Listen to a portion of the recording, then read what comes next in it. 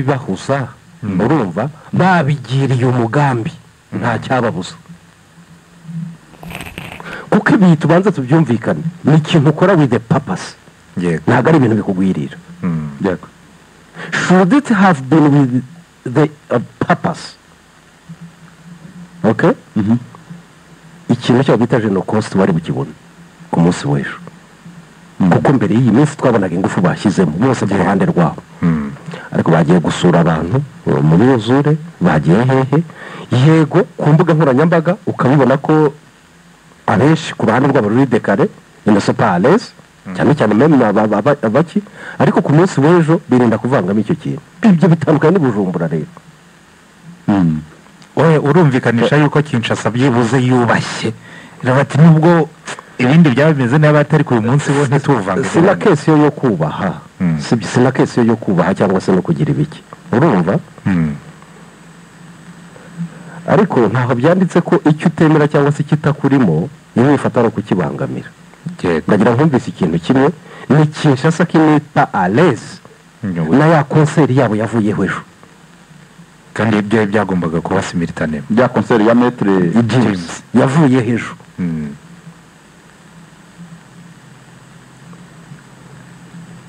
biranababaza cyane byarabababaje kabisa nabonye muya yari kuvuga ngo meno faut pas politiser toute chose ngo barabipolitije itariki yariyo yose ngo ntago byari kubuza yuko nabo ngo bikorera igikorwa cy'urukundo wabonyeho ko abarema nkuru babo abarema nkuru babo content creators barazwi nabo bazwi bafashwa ntibanabihisha ntugira ngo bajya ku ruhande cyane rwose ntabwo babihisha aravuga ati reka njyewe ngenda umwambari wa leta ndabihemberwa kubwira icyo bagarutseho cyane nicyo cyo kuvuga ngo ko nta muperezida wundi twabonye i Kigali nicyo kintu babonye bagerageje kuza kugarukaho Kigali etizore patata ibyo bikanezeza umutima wabo niyo analize bakoze nicyo bashatse bakora ko byabaye kugerageza ngo ubone wagize icyo avuga muri ibyo bigusha kuri Genocost n'ibiki sinzi ntabyo nzi gusa kuba barabikoze mbere ni ikimenyetso cy'uko n'ubundi bari bagamije gutobera u Rwanda rwiteguraga kwibuka ku nshuro ya muceceke ibyo byo kuvuga ngo jenoside yakorewe abatutsi turabirambiwe donc mu magambo make niyo message mu burengerazuba bw'isi barimo gutanga kuki iki ari cyo gihe cyo gukomeza kwamamaza ingengabitekerezo kuki ari cyo gihe amadiskuru yo gupfobya no guhakana azamura umuvuduko umuryango mpuzamahanga wararitse jenoside iraba abatutsi baricwa kuko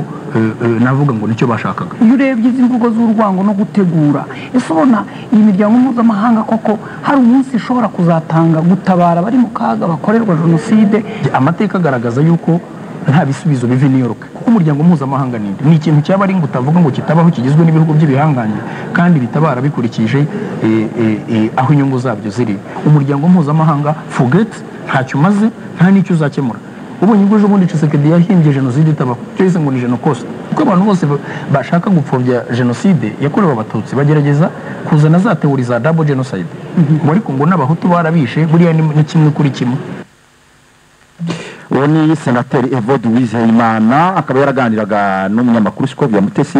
akaba yarari kugaruka nyine ku myitwarire tugenda tubona mu gihe iyi minsi yegereje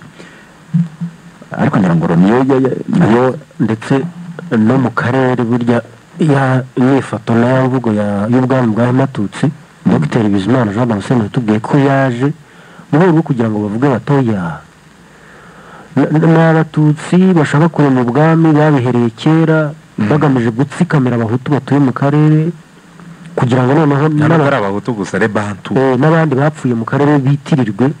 ko ari abatutsi babikoze nabo bishe abantu hariho double genocide batubwo ubwami ntabwo byashoboka ko rega wagura ubwami gutyo gusa nta bitambo ngo nta muntu urya umureti atamenya amagi okay hanyuma rero reka turebe nanone ku yandi makuru Repubulika ya Demokarasi ya Kongo nyine biri kuhabera n'umwuzure ariko mu burasirazuba abo kwa Corneille nanga bakababwira bati mwamwitegaga kindi cy'ubutegetsi butabitayeho burangaye butari kubakira igihugu. Nanone kandi ni muri Repubulika ya Demokarasi ya Kongo ari kutubwira ko iyo 2023 yaganiriye na Kinshasa mu ibanga rikomeye bari Qatar mu gihe ku itariki 9 hitezwe ibindi biganiro. Ni muri Repubulika ya Demokarasi ya Kongo ku munsi w'ejo abo muri mu burasirazuba bwa Kongo bafunguriwe banke muri turi intambara z'abapfa n'abarasa nazo zirakomeje. Ngira ngo ibyo ngibyo Jado hari uburyo ushobora kubiduhinduramo buri ngingo kwayo tukagira icyo dukuramo. Ku birebana na situation yo muri Repubulika ya Demokarasi ya Kongo avuye ahita ajya muri Kenya, avuye muri Kenya muri weekend yari mu Bugande tanyuye mu byishoramari guhe kazi ishobora ko nk'iwacu par exemple ubuzima bwahagarara nta circulation y'ifaranga nyarwanda. Yego cyaba ari ikibazo. Ariko hariya siyo impact biza kukugeraho ositoka yo yanduye afite. Yego akaba yasirikira umuturage akayabitsa akanayabikuza uko nguko kuko nabiremeye kuyabitsa uko ukanayabikuza uko ukanayahahisha uko. Yego ubuzima burendere ubuzima burendere. Ubwo rero reserve y'iyi Kadeko ni $1 plus que yaba aho icyabayeho batavuze kandi batanamamaje. Jonathan by'ubukingirano nabikwegereye bahise banarema uburyo ingenzura bukungu n'ifaranga n'agaciro faranga uko rimanuka uko ryatera imbere n'igiki bahise barema uburyo ku ruhande icyo umuntu yagereranya na ntuza na financial intelligence. Yego bahise baburema nta banke centrale itagira politiki urakoze bashyize mu minsi yashize byari byabanje no kubanza gushyiraho abayobozi bashinzwe finance. Bamaze iminsi babyiga bari kugenda barikura agace k'iyo politiki. Urabyumva mu yandi magambo urumva uretse ko bitaratoborwa ngo bijya ahagaragara urumva ariko igihe kivu yaba intara yigenga cyangwa se igihugu cyigenga ibimenyetso byaba biyiranga urumva imirunga yaba yiziritse irimo iragenda yubakwa abantu babona iragenda yubaka ku buryo jewe ngira ngo mu biganiro twababwiye ko iyo bari kuvuga balkanization ntibagire ngo bazabyuka umunsi umwe basanga yabaye. Yego makanya gatoya kugira ngo mpuze ibyo bintu nubwo ari impuguke cyane muri ekonomi ariko bagerageza ubayo noneho ibyo uhuza ntigerageze ntabwo gusabye ko umuhaga iyo politiki y'ifaranga kugira ngo ibeho ihamye iyo abantu batangiye gutekereza ngo territoire twokipa ifite ubukungu bungana iki nkuko tujya tuvuga ngo ubukungu bw'u Rwanda bwazamutse kuri iki kigero n'ibiki byose urabahanga mu by'ubukungu bo bareba ngo u Rwanda rufite iki production yarwo ni yihe mu buhinzi mu biva mu nganda ahantu hose tuzi hava ifaranga. Ibyo bintu ntabwo washobora kubikora muri territoire itari determine idafite imbibi zizwi uvuge ngo muri iyi territoire havamo ibi n'ibi ubuhinzi butanga ibi n'ibi ubwo uravuga umusaruro mbumbe exactement. Yego umusaruro mbumbe rero uba determine ushobora kuboneka gusa ari uko ufite imbibi ziri well determined ni ukuvuga ngo imbibi zizwe. Birahura rero n'ibyuko niba iyi Kadeko ivuga ngo twashyizeho politike y'ifaranga iy'ubukungu ingengabukungu yacu bivuze ko baribona nk'abantu bazi aho bagomba kugarukira bakamenya ngo muri ubu buso dukontorora bungana gutya havamo ibi n'ibi birahuzwa n'ifaranga gute. Urakoze ndabona ari Steve Wemby uyu ni umu hakoze mbona abikishasa bamugaba y'ibitero bavuga ko ngo yamaze kugura ngo yegamiye ku ruhande. kimwe mu bintu AFC mu 23 bagezeho gikomeye ni ukugira abangaba ba Kabumba n'aba ba Steve Wemby kubafata gufata zone barimo barangiza ntibabacike. Hari witwa Micombero banze yaragiye Bujumbura. Daniel we yariruka banze yariruka. Ese Daniel yaciye hari Bujumbura. Harya Micombero cyo Kisekedi yavuze ko ashimuka akora. Urumva abara nka Steve Wemby ubanza cyangwa icyo gikomeye cyane Kinshasa kubera ko n'umwe mu bantu barimo bafasha PR ya M23 AFC. Aha rero yavuze ibyo abantu batamenye urumva yagize ati AFC M23 crée l'autorité de régulation du secteur économique. financier et des assurances en sigle AREFA. Une institution de droit public à caractère financier dotée de la personnalité juridique. Nuko ushobora gutanga n'ubuzima gatozi. yego Urabyumva? AREFA est chargée de définir et de mettre en œuvre la politique monétaire. La supervision des institutions financières, telles que les banques, les microfinances, les services financiers, électroniques, bureaux de change et les compagnies d'assurance. Reka ndekera aho ngaho. Ntabwo ari Kodeko gusa mu by'ukuri yahawe ububasha bwo gukora nka Kadeko, gukora nka banki centrale, ahubwo yahise ishyirirwaho na politiki n'ikigo politiki cyo kugena politiki y'ifaranga. yego Urabyumva? Monetary policy. Ushaka kuvuga ngo icyaba gisigaye ni ikihe? PAMF iyi leta irigenga. yego Urumva? PAF iyi leta irigenga. Ubwo n'ifaranga ryahita riremwa. Kuko ibyangombwa byo kugira ngo riremwe birahari. noneho rero iyo bagiye kurema ifaranga uzi icyo bavuga ko bagenderaho bya bintu byose twarebye bifite ubukungu iyo babigeneye agaciro bajya gupurintinga amafaranga angana na ka gaciro. Yego. niyo mpamvu iyo hiyongeye amafaranga muri sirikirasiyo batabariye aruta production y'igihugu. dutangira kuvuga ngo ifaranga ritaye agaciro, Inshingano za ibifaranga byinshi urakoze. ibintu bitiyongeye. Inshingano za mbere z'iyo Kadeko ni izihe cyangwa se aho izakura ubushobozi cyane? Ndumva aho izakura ubushobozi ni Jonathan. Aho izakura ubushobozi bwa mbere nuko ari izakira imisanzu n'imisoro bya AFC. Urabyumva? Nuko ari izabitswa. yego ariko ubwo baraza kurema n'ikigo nyine gishinzwe imisoro n'amahoro. Ndetse ababishyiraho n'ababishinzwe n'ababashyiraho ndetse n'ababigira ababishinzwe n'ababashyizeho bari barema ikigo babashyizeho cyane. byararangiye rero Chief Revenue Authority. Chief Revenue Authority. ariko numvise hari ikindi ryari izina babashyizeho igihe bashyiragaho bantuza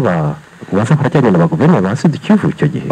Cyagiye bashyiragaho abayobozi bashinzwe iby'imari n'ibindi. Niba atari abakiva ahubwo iyi Kivu no Kivu ahubwo ntakurikiye ibintu biri specificoma bigenda cyane bashyizeho umuntu ushinzwe ukuriye urwego rwo gukoresha bwo gusoresha imisoro n'amahoro. Misi Jado ahubwo misi yashize no mu Steve Wembe uri kutubwira niwe wari watubwiye ko ibigo by'abahinde byemeye kuzana amabanki. Hari umunyamahanga ushobora kuzana banki hariya akaza gukorana n'abaroberi kandi abona Kinshasa kiri mu mwuka wo kuvuga ngo zira ntara zacu tuzazisubirana. hari n'amabanki rega akomeye yafungiweyo n'izifite n'izo tuza aha ngaha i Kigali zifite amashami urumva nka za Equity. nka za Equity rwose iriya irakoreshwa cyane na KCB nayibonaga ariko niba hano byaragenze ukuntu ubwo na hariya bishobora kuba ari uko urumva ibyo bintu bigatuma wibaza ngo amabanki ko yafunzwe harimo amafaranga nibafungura nizo zizongera bizagenda bite. Icyari kigoye abantu muri banki hariya cyane cyo kuvuga ngo amafaranga tuza gukoresha asirikira mu baturage aravahe. yego ko banki nazo zigeraho zikura amafaranga buri nagabwe nuko utabizi buri gitondo bose ugiye kubareba buri gitondo ugiye kubareba bose ziriya banki zose ziribona zose buri gitondo ugiye kureba babona batonze kuri bene bagiye nka kumwe aba agent ba MTN bazindukana kuri MTN buri bose babona batonze kuri bene bagiye kurangura banki nationale niyo yaba yitwa yabo ku ruhande rwabo afite uko abona uko akoreshwa uko agenga uko agaciro kayo gacungwa biba biri central. Ibasaba n'igishoro runaka bagomba kuba babitse kugira ngo nibahomba urakoze kizabe compensated ku baturage babikaga. Icyo rero urumva Jonathan nicyo abo muri business y'abanki baburaga hakurya baburaga ubasimburira uwo mutaka wa banki central. None nicyo cyagiye. Urakoze cyane Didier uza kudufasha twereke amafoto ya wa mugabo umujyanama wa Perezida Donald Trump mu bijyanye n'imikoranire n'imibanire y'ibihugu bya Afurika yitwa Masad Buros. Ku munsi w'ejo baratwereka ko yari ari muri Kampala Uganda. Baratwereka ko yari ari Kampala. Banza naje kubona ibimenyetso binyemeza ko na Nairobi avuyeyo kutari kubyemera ngubanza ibanza byabonetse none ariko ubutu nawe ntajya ava ku izima nakwereka ari kumwe na Perezida wa Repubulika perezida wa repubulika wa Kenya umukwereke bari kuri ikimugenza ni ukureba uburyo Amerika yakorana na Repubulika ya Demokarasi ya Kongo mu bucukuzi bw'amabuye y'agaciro, ariko Kinshasa yibitezeho uburinzi mu by'umutekano. Ingendo z'uyu mugabo mu karere noneho muri bino bihugu bitatu biri mu burasirazuba bwa Kongo zo zigamije iki vis-a-vis y'icyitezwe muri Kongo? si Kigali nko yarahaje oya ntabwo araza ko ari mu manuke cyangwa yaraje ntibyamenyekana. Dr. Masad Boulos ni senior advisor on Africa to President Donald Trump. Arimo kuza muri iki gice nkuko nabikubwiye, ijambo ririmo rigaruka buri kanya ni ijambo ni ubufatanye mu by'ishoramari, nuko twakwitega ishoramari rya Amerika muri iki gice. Hanyuma kubw'izo mpamvu icyo gice kikaba kigomba kuba gifite environnement propice, birimo umutekano. ni ukuvuga ngo ni umwuka utuma koko habaho ishoramari. umwuka utuma habaho ishoramari burya ni ibintu byinshi, ariko ikibanza ni umutekano. Yego, harimo na politike nzima. Umutekano, nyuma y'umutekano hakurikiraho gukorera mu mucyo. Yego, ntabuza kubwira umuntu ngo kugira ngo ufunguze kampani yawe muri RDB ngo ugomba kuba baciye ahangaha hakagira uwo habitugukwa, ntabwo ari uko bimera. Icyo gihe nayo that is not a business conducive environment, ntabwo ariko bimera. uwo mucyo uri kuvuga ni wo twatangiye kubona mu biro by'i Kinshasa basesa amasezerano n'intuza na bimwe mu bigo. Icyo nacyo ni ikindi, Jonathan. Amasaha make umukuru w'igihugu cy'u Rwanda arimo avuga ati nyamara aterega ibya politiki bikinwa, ibyitwa kuri ntabwo ari byo ku ruhande. Hakurya ahangaha, hakurya ya Rubavu mu rwego rwo kujistifia nk'ibyo ngibyo. Ariko nyuma yaho Leta Zunze Ubumwe za Amerika twohereje umuntu, noneho tugatangira kuganira ku buryo butaziguye, za kompanyi twari twarahaye amasezerano kugira ngo zituvuganirize ibihari amakara, amasezerano twayaseshe bibana clair. Kinshasa yerekana rwose ko yari ifite contrat z'abarobiste bayivuganiye. Tina umuvugizi wa Tshisekedi rwose yabishyize mu itangazo ritwamoye kuri Twitter. Abantu reka bajya babivangikanye, kuki babivangikanye nkaho bifitanye isano? None se bidafitanye isano gute? Se ahubwo bifitanye isano. Abo ni abantu bari barishyuwe kugira ngo bageze, urumva, ubusabe cyangwa se proposal ya guverinoma ya Repubulika ya Demokarasi ya Kongo bayigeze ku meza ya Trump, kandi none biboneye ibimenyetso by'uko ku meza byagezeyo ubwo Trump yaboherezaga umuntu wabo. Kubw'izo mpamvu amasezerano y'amezi 6 ya miliyoni 5 z'amadolari, s'il vous plaît, y'amezi 6. yes, miliyoni 5 z'amadolari bari kwishyura baba agent,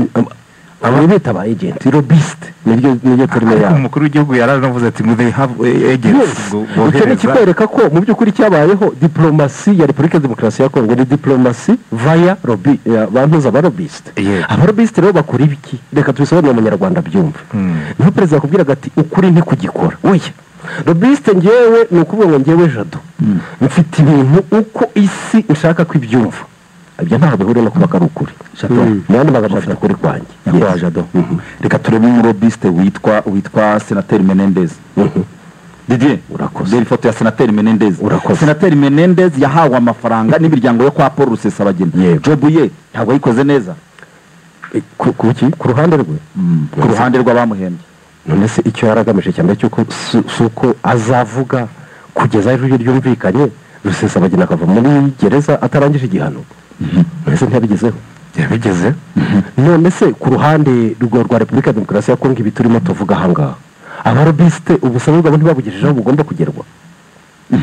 Babugejeje. Ujya kumbwira se ko bikora cyangwa se ari turufiriya? Muri Leta Zunze Ubumwe za Amerika ho nigezwaho aho yo gukora n'abarobiste. Ni ibigo bihari bizwi, ni umwuga n'akazi. Abana wabagereranya n'iki se kugira ngo byumvikane mu Kinyarwanda? Ni nk'abakomisiyoneri mu bijyanye na politiki y'ububanyi n'amahanga. N'abakomisiyoneri bo kukuvugira, nabo unyuraho bakakuvuganira ibuharamaka. Ese hari igihugu kitabikora? Ibyo ni ibigo bizwi, ariko ntabwo nari nzi ko biba bizwi. Ni profession yigwa. Ibi ni ibigo bifite n'application bisora. No mu ishuri ry'itangazamakuru hari ibintu bitatu bagutandukanyiriza, bakabikwigisha. Ni module bakwigisha propaganda, bakakwigisha lobbying, bakakwigisha na media. Ni ibintu byose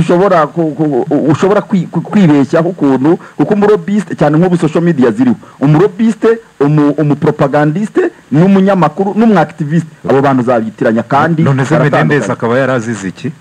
ajemo agafaranga yari umusenateri ariko ukora iyi lobbying kuko abasenateri hari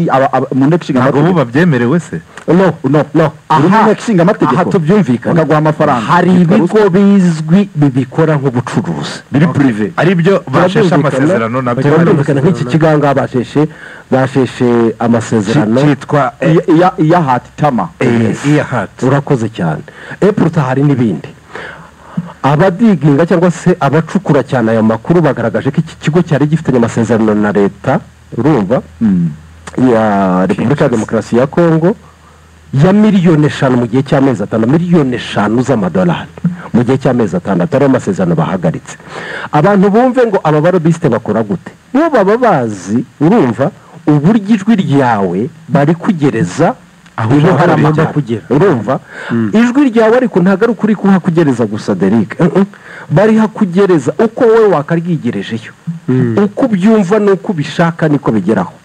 hakurinda ko wakora amakosa ye wa amateri ukabinyuza aha rero niho nyakubahwa perezida Paul Kagame agaruka avuga ati ntago turi mu isi y'ukuri urumva kuko ni ukuvuga ngo uko njye numva ibintu nuko nshaka ko bigerayo ibyo bitandukanye n'ukuri n'ukuri kwabyo urumva bitandukanye n'ukuri kw'ibihe ntibyitaye ku kuri kubera ko nabyishyuriye amafaranga ngo bigereyo biragerayo uko mbishaka ndajya no kubisobanura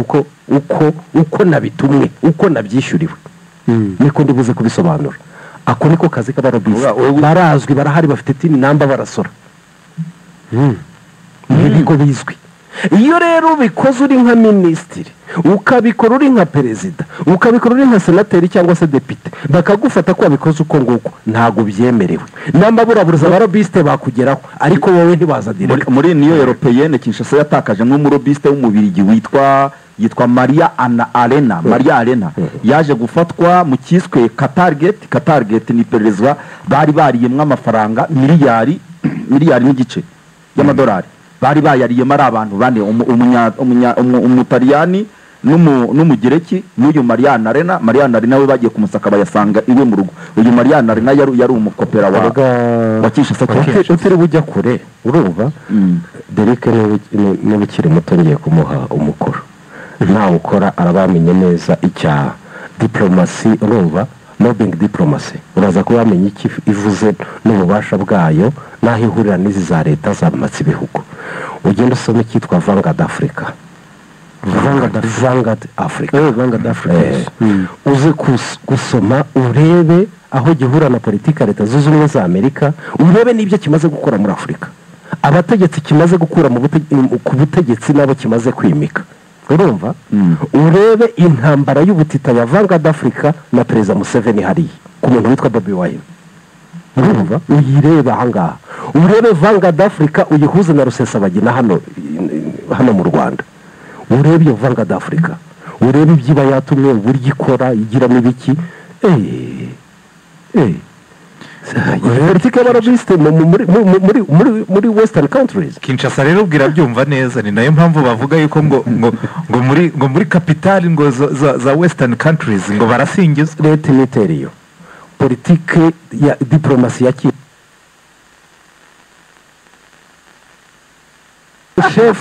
umushefu w'abarobiste muri legislative assemblies zo mu Burayi ni umudepite ubanza w'umufaransa bitwa Thierry Mariani ugenda ushake Thierry Mariani njyamo na refriwa cyane wirebere Mariani disikuru yakubwira urumva kuri Repubulika ya Demokarasi ya Kongo ntabwo itandukanye n'iyo Tshisekedi yavuga agera aho akashaka no kurira we aranarira hariya urafiringa ararira akavuga ati ntabwo mbyumva hariya ntabwo bishoboka wa mudepite weje twabonaga ku cyumweru we wabonaga atari hafi yabyo umurobiste wishyuye Mariani nageze aho ndavuga nti ariko wa mugani nanjye ahubwo arira gakeya baguhaga umurobiste wishyuwe baba we yaguha kashi ukazuyaza wowe uretse n'ibyo n'ibihugu birishyurwa rero bijyanye n'inyungu bifitemo urumva bikabaho ngaho niko rero wisanga cyane cyane ku ruhande rwa diplomasi bavana inshuti bavandimwe kuri diplomasi yo mu rwego rw'isi n'iki urumva icyitwa ukuri cyane cyane ngo kwa kuri gushingiye ku bimenyetso ibyo waba uvuga binagaragara ibyo bijyane ku ruhande ibyo ntabwo bijyana ku ruhande tutarava Kinshasa wenda ngo tusubire Nairobi ukuri kwawe kutarengera inyungu z'ujya kugusobanuraho ibyo ntabwo bigikora mwiza watwibwirira byaba ari na bya bintu ngira ngo na minisitiri nawe yaziraga bamubwira batari kukukuru Kayikwamba ko ari umuntu nawe ufite influence ikomeye cyane Kinshasa ni gute urugo rwe ruzengurukwa n'abasirikare bari baje kumurinda cyangwa bari baje kugira ibyo bamwibariza bamurinda icyo nicyo cya mbere sibyo yaba yanatumweho urumva na cyane cyane ko ubwo se azanye nk'ubutumwa bw'umukuru w'igihugu na cyane cyane ko sirikirasiyo rega ntabwo yari yoroshye aho za nama zose ngo zakunda ntabwo byari byoroshye kandi uyu ni umuntu twakumvikana muri ibi bihe ubwo byanze bikunze kuba kominikana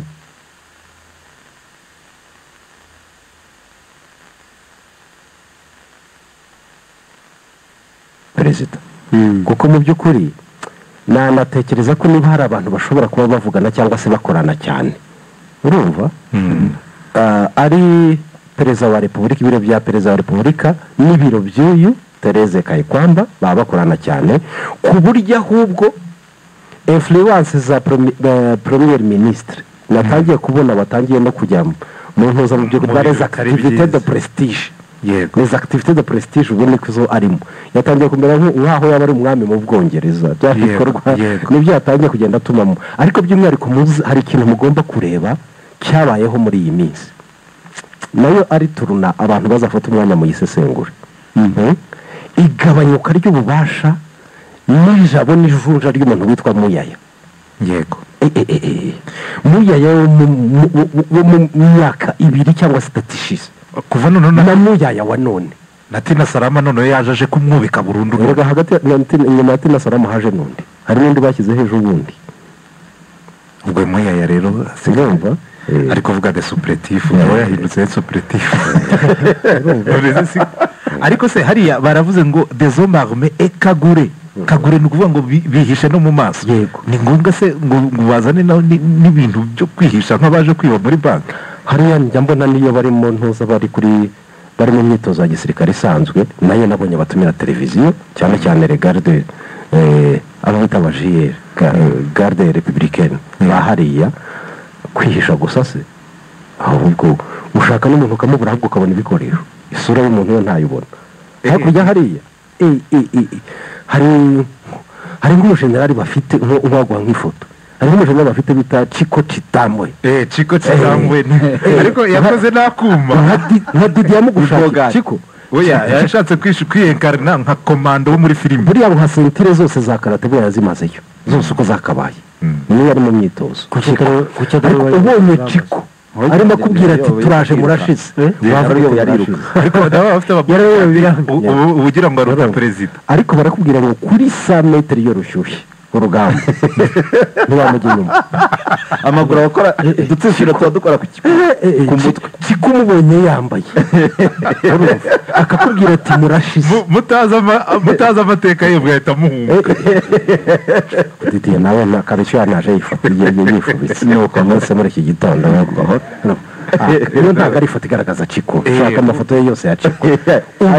ubonye Chiko ari imbere akubwira ati nge ndaje ariko yego Chiko ntabwo yuko bamuzana mu burasirazuba baramuzanye amanuka mu ndege afite abantuza baba content creators bamugenda imbere yagenda ukavuga ati umuntu ari muri clip video ari gushutinga sonata hari urugamba rumwe rwakomeye ahangaha barimo barwana muri Nord Kivu ahantu ndahibagiwe hari ahantu rwose Chiko bari bamutumye cyane arimo avuga ati ndaje hafi ya za Rubero mbere yaho ahantu bafashe cyane Kanyabayonga thank you Kanyabayonga urumva Chikati ngewe ndaje abanyarwanda ibyo mwigize aho ngaho Kanyabayonga ndaje mbere cyuko bimeze ndiyizi urumva ariko iyo uganiriye n'abantu bo muri 23 bari ku rugamba bakubwira ko kimwe mu bintu batazibabarira ari uko bamenye hoteli Chiko yararimo muri uko kurwana bakagenda igihe bayigeze hafi cika akabacikira mu idirishya akirukanka kuri moto iri parike n'imyenda yose atari yikwije ku myenda yose uko byakagombye kuko hoteli ye bari bayimenye ariko umwe mu bantu babasize ndetse ntibamenye n'ikirari cye oru hagati ye nabo harimo amasegonda ni umuntu witwa Ciko bibaye ngombwa arabimerita rero ndi kumva ari specialiste na cya gihe ubwo ingabo z'Uburundi ngo zari mu majyepfo zamenye ko baje ngo nibo bonyine bakoresheje sipidi itarabaho ku basirikare bikoreye kuko bo ntabwo bajya basiga ibikoresho noneho abahanga bakavuga bati niba hari ibihembo bitangwa ku bantu bazi kwiruka bikoreye FDNB naho rero niho nakubwiraga ikiri cyo kuba nta cyagaragaye kidasanzwe cyo ku ruhande rwe ni icyo gusa icyo wamenya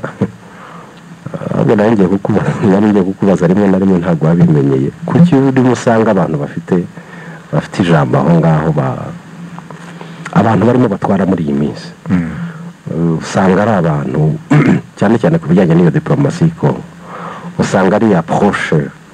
ara-americaine nk'uwo Harvard graduate Kayikwamba yego she's a Harvard graduate yego niho ubona ahubwo kandi bakaba baje muri iki gice cya kabiri hari ibintu byinshi wahuza muri conspiracy nsigaye mbyanga kugira ngo amabuto iyo tubigiyemo turaheranwa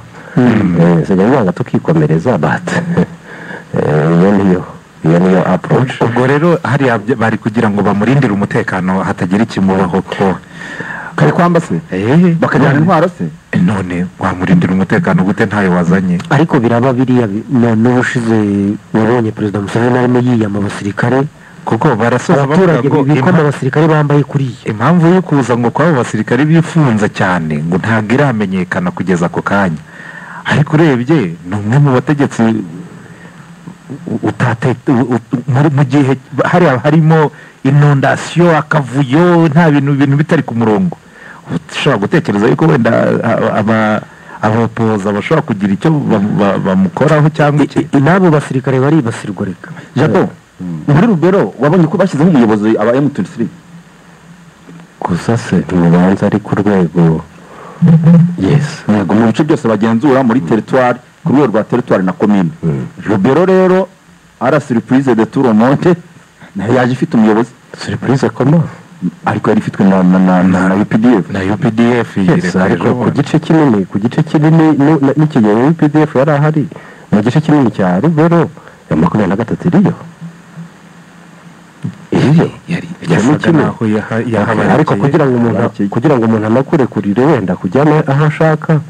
byatangaje abantu muri iyi weekend ubwo nta ntambara ibaye nyuma yo kugenda kwa UPDF 23 yigiye imbere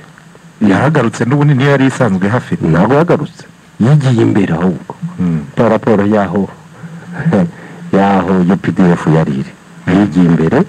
no hakurya barimo kwegeranya ku buryo ibimenyetso byo kwitegura kwarwanira biragize birahari Somoka kure ntabwo azongera kuhayoborera Somoka kure wasimbuye wamushakiye bene yahari abantu nk'uko wabaza n'ubundi niba Purusi nawe atazaka muri za territoire bahaye muri Bukavu ariko kure n'umwe bavuze ngo tugifata oya no wasimbuye Kirimwanga uriya ni guverineri ariko tujya tugira guverineri militaire ikibazo iyo turimo tuganira Kongo wajya tuganira Nyamirambo na Kivugiza niyo bakubwiye hagati urumva hagati y'umusozi umwe n'undi urumva ntugatungurwe ariko baba bakubwiye hagati yacu yaba ari hagati y'akarere n'akandi kandi kuri bo ari umusozi ufite haba ari ahantu hanini haba ari ahantu hanini cyane ushaka rero wadusubiza i Nairobi tukareba n'uyu Masad Buros birateganywa yuko niba yavuye i Nairobi akajya i Kampala akaba ategerejwe n'aha ngaha niba nta gihindutse muri itinereri yatangaje ibyo nawe bizi yatangaje mu Rwanda harimo kereka ahubwo niba yaragiye yarahageze yamenyekane naho harimo aho yavuze ko azagera harimo muri itinereri rwose harimo ikiri cyo yavuye Kinshasa ajya Nairobi avuye Nairobi ejo yari i Kampala ubwo ni ibihugu ashinzwe ibyo turabizi yego ibihugu ashinzwe haba hasigaye u Rwanda so Restavari naza kuhagera ndetse tukaza no kubona itangazo ry'ibyo baganiriye ahantu hamwe ajya akagira chance yo guhura na media uko nabibonye ni Kongo gusa Kongo baza baganira na media ihari baba bashaka no gushyiramo kabambuye cyane ariko ukiri Nairobi ariko ahandi agiye ukiri Nairobi wavuze n'itangazo ubu wavugaga ko ikintu cya rapprochement ya politiki y'abanyamerika cyane cyane kuri Repubulika Iharanira Demokarasi ya Kongo iyo urebye Kenya uburyo yabaye implika cyane muri ibi bintu byo muri Kongo ubuhuza inama zaberagayo za procedure nyine ya Nairobi n'ibiki byose ukabibuza no kuba mbere y'uko avaho Joe Biden yaratweretse yuko Kenya ari umwe mu bihugu byose byo muri Afurika ariyo Amerika ishaka kwiyegereza nk'inshuti yakadasohoka cyangwa se nk'umureberezi w'inyungu zabo bisobanuye iki kuba Masad Boulos wenda sinzi niba yahatinda kurusha uko yatinda ahandi ariko Masad Boulos araza gufata Nairobi gute ariko Jonathan nubwo Chanel ajya kwifatira ku gahanga ariko Chanel amaze kubona ko ari inshuti y'ibyahishuwe muri bibiri igitabo cya mbere yasoma ni igitabo cy'ibyahishuwe ashobora kuba yari ari kumwe na Yohani Patmos cyane rwose aze kumubona cyane Chanel AFC irimo ikora uko irimo ikura uko twabonye urumva itangira i Nairobi ntawe abitekerezaga yego nta n'uwabonaga ikije kumara urumva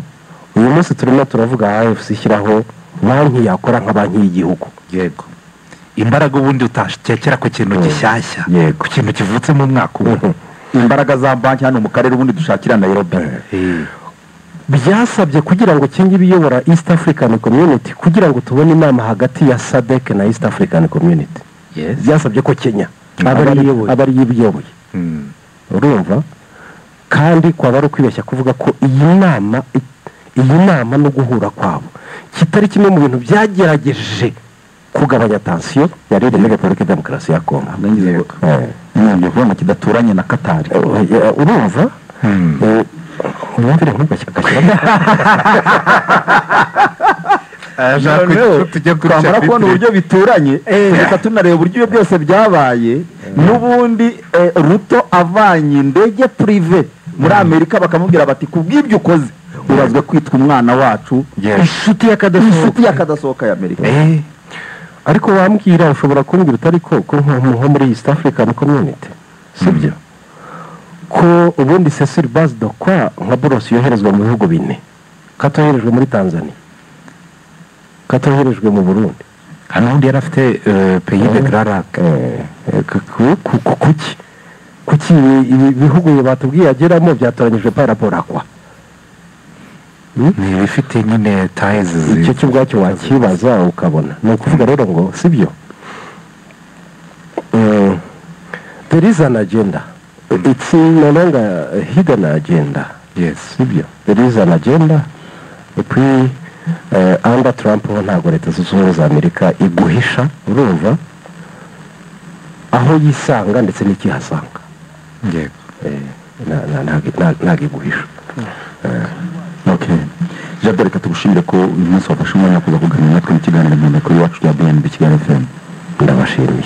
wakoze cyane Terezo wakoze cyane nawe Jana Derek Mugabo wakoze yego Bizimana Didier kuri tekinike wakoze cyane reka tubashimire namwe mwari mudukurikiye ndi gahunda nejo n'ubundi mu masaha kuva saa 12 kugera isaa 4 tubabwire ngo nimukomere kandi twibuke twibaka tumenye ibiri iwacu amakuru iyi ni iyindi saha yo kwiyubaka ni kuri 89.7 FM